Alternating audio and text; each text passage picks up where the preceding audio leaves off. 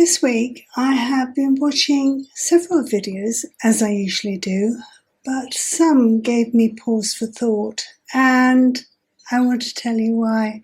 Today I watched a channel called Nonna Grace, and she is a lady of a certain age, certainly I think a couple of years older than myself, and her husband Jim, I think, records her while she's doing her videos. She did send me a message the other day, and she said, "I've never been mentioned." She sees her other friends on other channels being mentioned, but not her, and I thought I must put that right. So if you like a channel for older ladies, a bit of chit, a bit of chat, then pop over to see Nonna Grace. I'll put a link, or I'll put her details at the bottom of this video.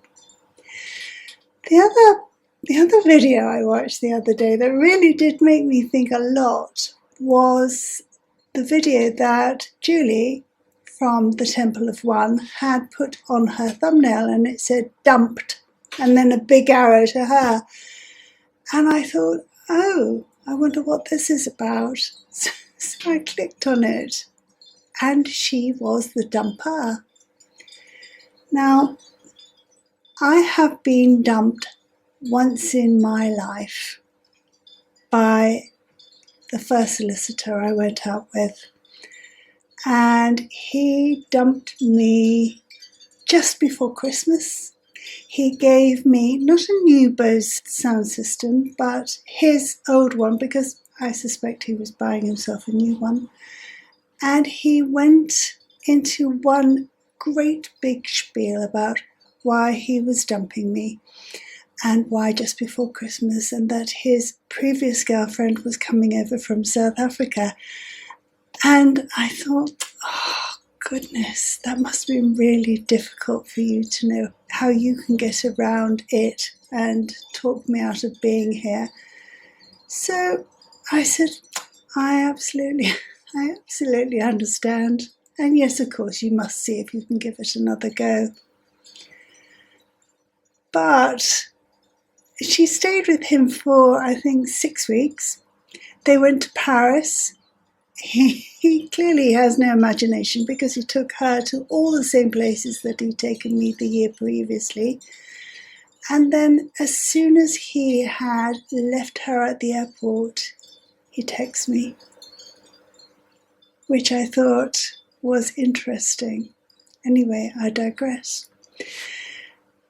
Julie was saying that despite this gentleman that she had been partners with for 10 years, she just knew there was something wrong, and she could no longer be with him, despite him being lovely, despite him being a really super partner and everything good.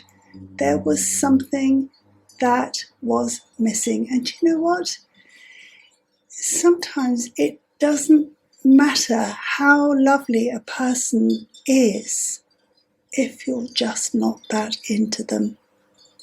It really doesn't matter. They could be rich as Croesus, they could be smothered in diamonds, and yet if somebody else was there that you were into, that was poor, that lived in a shed, you'd go for them, because they have got it, whatever it is that you need. And that's what it was with my darling boy and me. I didn't like the look of him when I first saw him. I thought, oh goodness gracious me, he's an old age pensioner. He looked a bit tatty. He looked very old. He was only 69. But he had it, that special thing that really grabbed me. For the first time in my life, I hasten to add, the first time in my life, I met somebody that I was really into, despite not thinking that I would be at first. And even after 14 years, I am still really into him. He never ceases to amaze me with his knowledge. He can make me laugh on a daily basis. And for all those gentlemen out there, laughter is the best way to get to a lady's heart. Believe me, it's a winner. It doesn't matter if you're not 6'5" tall, dark and handsome, if you can make somebody laugh. That is hypnotic. Anyway, Julie, getting back to Julie because I digressed, she was mourning that part of her partnership with this gentleman that she had. She misses the family. She misses his children. She misses all the interactions that they had. And she did try going back, but it still wasn't right. And that's the problem, isn't it? You can go back, and the second time of leaving is way harder than the first. And then comes the guilt. Because this man was so lovely, if he weren't so lovely, then you can think to yourself, gosh, I'm really lucky I got out of that. But when they are lovely, then you feel guilty about seemingly breaking their heart. And that's a difficult one. It does pass. As I said to her, this too shall pass. And no matter what I've gone through in my life, I have always thought that, and it always does. Even when you think this is so beyond the pale that I'll never get over it, you do to an extent, whatever extent that is. And that's how it goes, that's how life is. But it is worth a watch, that video, because it does make you think. And I think she will be fine in the end. She just needs to give herself a bit of time to process what she's feeling and keep on keeping on.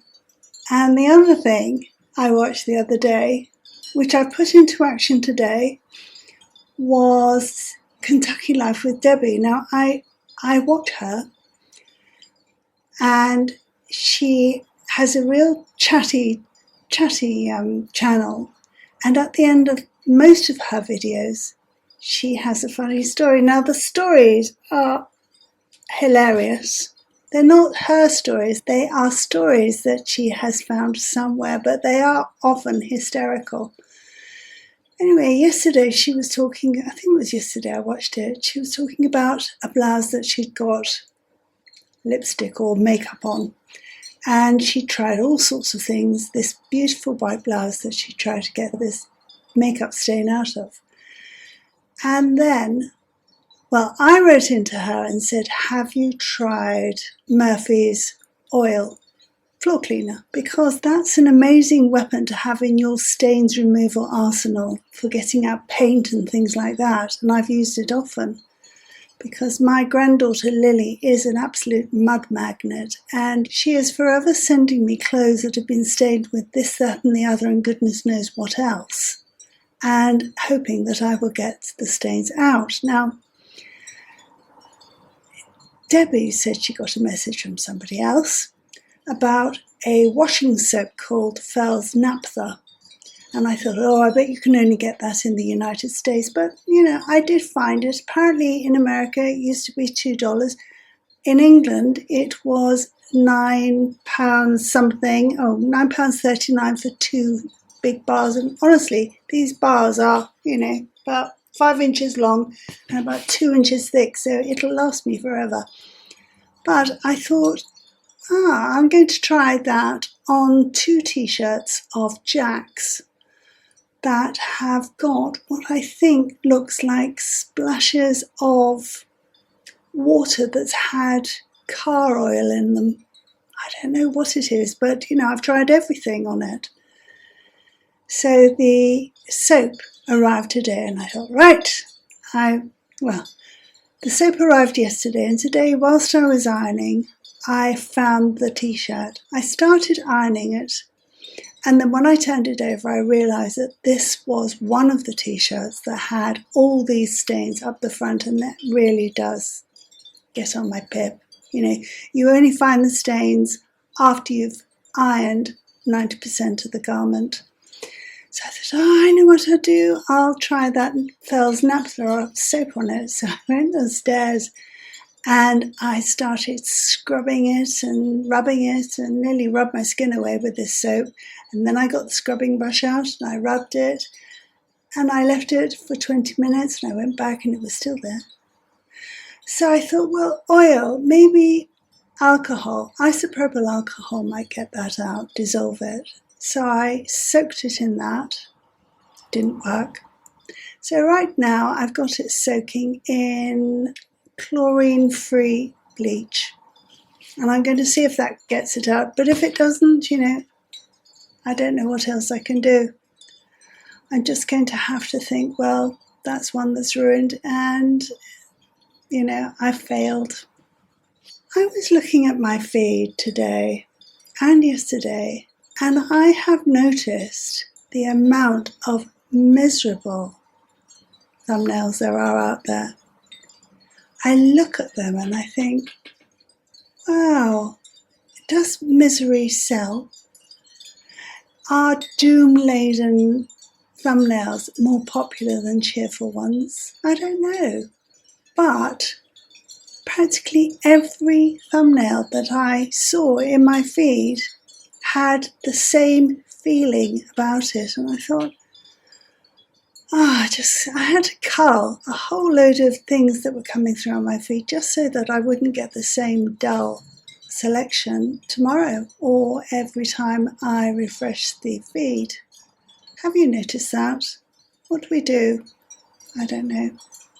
Anyway, if you have been, thanks for watching. Check out those channels. Leave me a comment and lots of love. Bye.